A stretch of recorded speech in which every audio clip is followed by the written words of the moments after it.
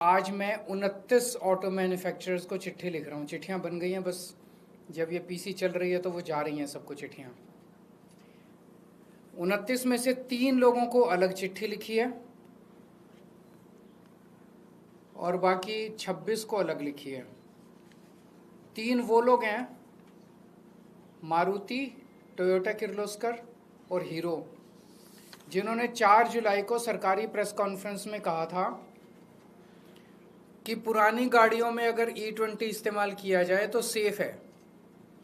थोड़ी सी माइलेज गिरती है 3-4-5%, लेकिन कोई नुकसान नहीं होता गाड़ी को। तो इन लोगों को अलग से चिट्ठी लिखी है। ये वो चिट्ठी है जो इन 3 कंपनियों को लिखी है, टोयोटा किर्लोस्कर को, मारुति को और हीरो को।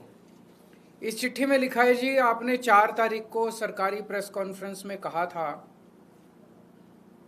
कि पुरानी गाड़ियों में E20 का इस्तेमाल किया जा सकता है। थोड़ी सी माइलेज कम होती है 4-5%, लेकिन नुकसान नहीं होता गाड़ी को।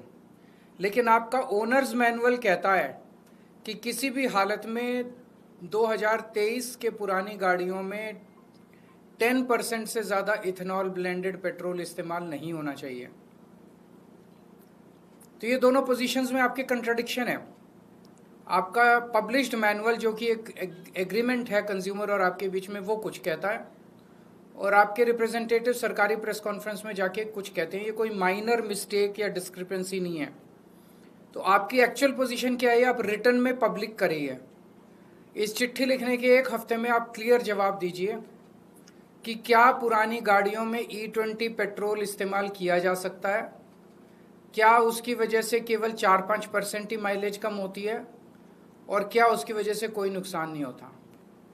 अगर ऐसा है तो उनसे 2 प्रश्न पूछे हैं कि अगर किसी की 5% से 10% से ज़्यादा माइलेज लॉस हुआ तो क्या आप उस कंज्यूमर को कॉम्पेंसेट करेंगे। अगर E20 इस्तेमाल करने से अगर किसी कंपोनेंट को नुकसान हुआ तो क्या उस कस्टमर को कंपोनेंट का हर्जाना दिया जाएगा। ये चिट्ठी इन 3 कंपनियों को भेजी है। इसके अलावा 26 कंपनियों को जनरल चिट्ठी गई है, जिसमें हमने लिखा है, जी आपके प्रोडक्ट को इस्तेमाल कर कई लोग करते हैं, आपकी गाड़ी को, 2 व्हीलर को। ये वो जनरल चिट्ठी है जो सबको गई है। तो आप अपना स्टैंड क्लियर कीजिए। इस टाइम काफ़ी कंट्रोवर्सी चल रही है E20 को लेके। आप अपना स्टैंड क्लियर कीजिए कि आपका प्रोडक्ट जो मार्केट में है, क्या वो प्रोडक्ट E20, पुरानी गाड़ियाँ, 2023 के पहले की गाड़ियाँ, क्या वो E20 इस्तेमाल कर सकता है, क्या उसकी वजह से माइलेज कम होगी, कम होगी तो कितनी होगी, और क्या उसकी वजह से कोई नुकसान होगा। अगर आप कहते हो कि E20 सेफ है, तो क्या माइलेज कमी का नुकसान को आप भरपाई करोगे और क्या कंपोनेंट के नुकसान की आप भरपाई करोगे। ये चिट्ठियाँ हमने सबको लिखी है। मैं उम्मीद करता हूँ कि सारी कंपनियाँ, बिकॉज़ ये बहुत क्रिटिकल मामला है सभी कंज्यूमर्स के लिए, सारी कंपनियाँ इसका जवाब देगी। हमने उम्मीद की है कि 1 हफ्ते के अंदर वो सब लोग इसका जवाब देंगे, क्योंकि सबके ओनर मैनुअल कुछ कहते हैं और पब्लिकली कुछ कंपनियों ने वो कहा है।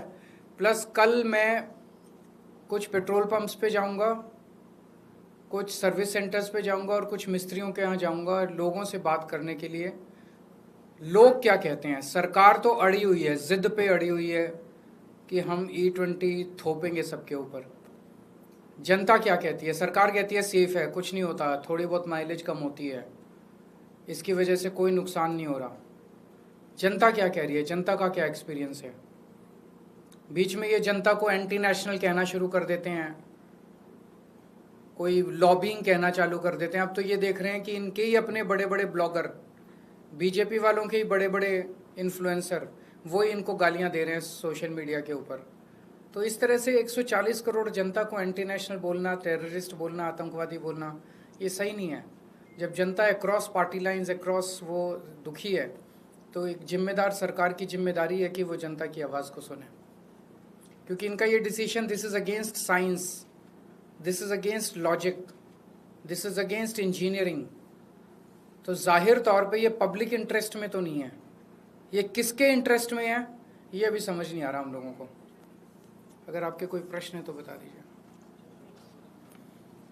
सर्विस सेंटर जाएंगे तो आप वहाँ पे जो लोग काम कर रहे हैं उनसे भी बात करेंगे? उनसे भी बात करेंगे, कंज्यूमर से भी बात करेंगे, सबसे बात करेंगे। सर, हरदीप पुरी जी ने कल फिर कहा है कि ये अभी भी टेस्ट मॉड्यूल चल रहा है और रिजल्ट्स के बेसिस पे आगे का कदम उठाया जाएगा, और E15 फ्यूल जो है बीते 3 सालों से यूज में रहा है कंट्री में, तो इट इज नॉट दैट अचानक से इम्पोज किया गया है लोगों के ऊपर। एक दिन सुप्रीम कोर्ट में वो कहते हैं कि ये टेस्ट चल रहा है, ट्रायल चल रहा है, और ट्रायल कंप्लीट होने के बाद हम एक्चुअल निर्णय लेंगे।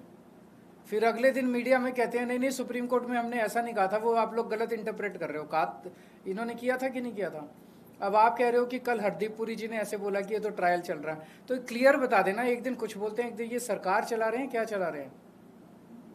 जब वो इस तरह की बातें करती है सरकार, तो लोगों की सरकार पर से विश्वसनीयता कम हो जाती है।